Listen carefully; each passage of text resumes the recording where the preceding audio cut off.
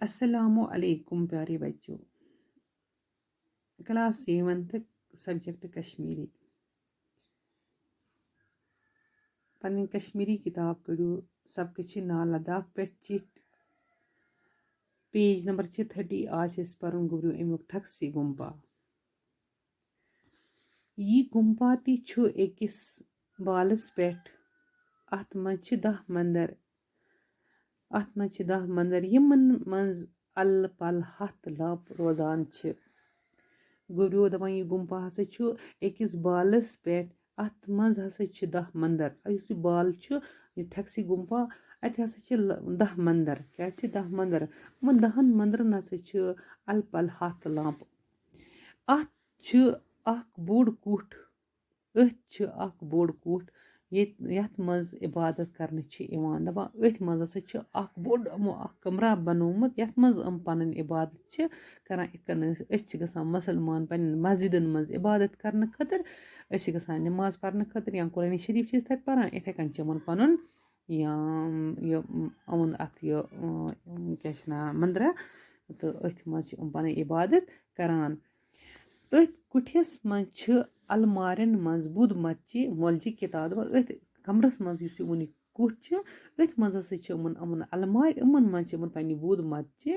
मजहब ची किताब क्या बुध मजहब ची किताब यमन किताबन तिब्ती जबान मज लेखन आमत दपान यम किताब हसा आमच तिब्ती जबान मज लेखन तिब्ती पे आन आमुत लय बनोमुत ज्यूट थम तो अत दपान तिब्ती पे हसा आमुत थम्ब आन सह लयोन सह ज्यूट अत थम्बस महात्मा गौतम बुद्ध सज तालीम खनित दपान अथ थम्बस हसा महात्मा गौतम बुद्ध सज तालीम खनित लिखित अत मज गुब्रियो इतकन तो कुन ती जाए पन मस्जिदन मज या श्रीनगर गसान दरगाह गसान खान योर गसान खानकाह गसान या वनो मखदूम सोबन तत इथे कन तथ लिखित तम कुरान शरीफ तुम वुजो तुम कुन सात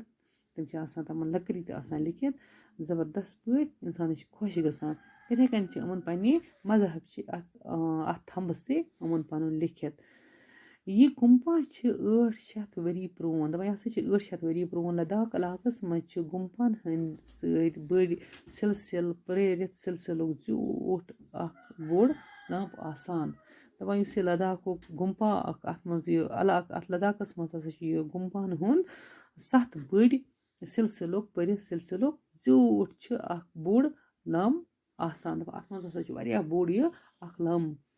आसान ठक्सी गुम्पा किस बड़िस लामारस खन पोरन पूजा वनान दपान इस ठक्सी गुम्पा हसा अत हसा बोड़ लामारस अथ हसा वन खन पोर पूजा वनान हसा पन्ने पे अत पूजा करान अमिस सठा इज्जत करन दपान हसा करान अत पन पे सठा इज्जत गुब्रियो परो हेमसी गुम्पा यह परो इंशाल्लाह पगह।